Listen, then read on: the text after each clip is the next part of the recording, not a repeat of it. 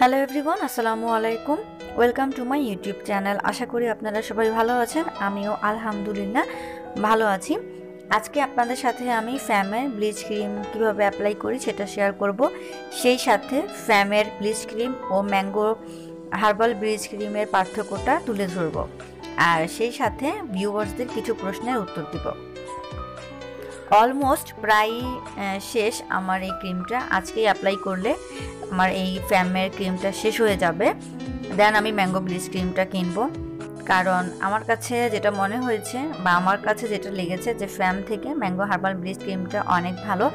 আমি গত 1 বছর এই ফ্যামটা অ্যাপ্লাই করছি, তার আগের 1 বছর আমি ম্যাঙ্গোটা অ্যাপ্লাই করছি। তো দুইটার পার্থক্যটা খুব ভালোভাবে আমি বুঝে গেছি।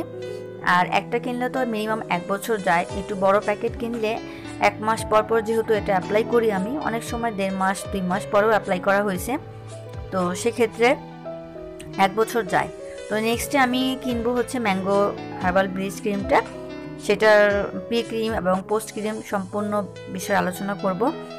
আর ফ্যামের সাথে প্রি ক্রিম বা পোস্ট ক্রিম থাকে না, এজন্য এ বিষয়ে আমি এখন কিছু বলছি না।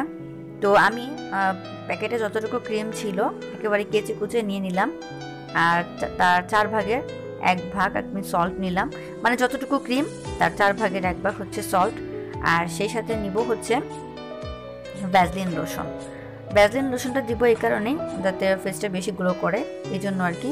ভ্যাসলিন লোশনটা একটু মিক্স করে 3টে একসাথে ভালো করে মিক্স করব 2 মিনিট সময় নিয়ে, যাতে করে সল্টটা পুরোপুরিভাবে গলে যায়। সল্ট যদি পুরোপুরিভাবে না গলে তাহলে কিন্তু কালারটা আসবে না, এই জন্য সল্টটাকে পুরোপুরিভাবে গলাতে হবে।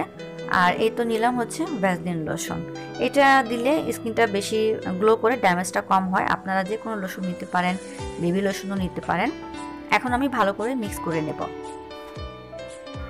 ফ্যাম ব্লিচ ক্রিম ও ম্যাঙ্গো হার্বাল ব্লিচ ক্রিমের মধ্যে পার্থক্য হচ্ছে ফ্যামটা গ্লো কম করে, তারপরে লোমের কালারগুলো খুব দ্রুত চলে যায়, স্কিনটাকে বেশি ড্রাই করে ফেলে। আর ম্যাঙ্গো হার্বাল ব্লিচ ক্রিমটা অনেক বেশি গ্লো করে, কালারটা, লোমের কালারটা বেশি দিন থাকে, আর স্কিনটাকে ড্যামেজ কম করে। এই হচ্ছে পার্থক্য। আর ব্লিচ ক্রিম অ্যাপ্লাই করার আগে আমি আমার ফেসটাকে ময়শ্চারাইজার রাখার জন্য এই অ্যালোভেরা হার্বালের ম্যাসেজ ক্রিমটা ফেসে অ্যাপ্লাই করে, মানে ম্যাসেজ করে দেন ওয়াশ করে তারপরে হচ্ছে এই ব্লিচ ক্রিমটা অ্যাপ্লাই করি। আপনারাও চাইলে এভাবে করতে পারেন, এতে করে স্কিনটা অনেক বেশি গ্লো করে। ফ্যামের ব্লিচ ক্রিমের সাথে প্রি ক্রিম বা পোস্ট ক্রিম কোনোটাই থাকে না, এজন্য এই বিষয়ে এখন কিছু বলছি না। আমি ম্যাঙ্গো ব্লিচ যেটা আছে সেটা কিনবো, কিনে দেন ওটার সাথে প্রি ক্রিম এবং পোস্ট ক্রিম নিয়ে কথা বলবো। অনেকেই জানতে চেয়েছেন প্রি ক্রিম এবং পোস্ট ক্রিম।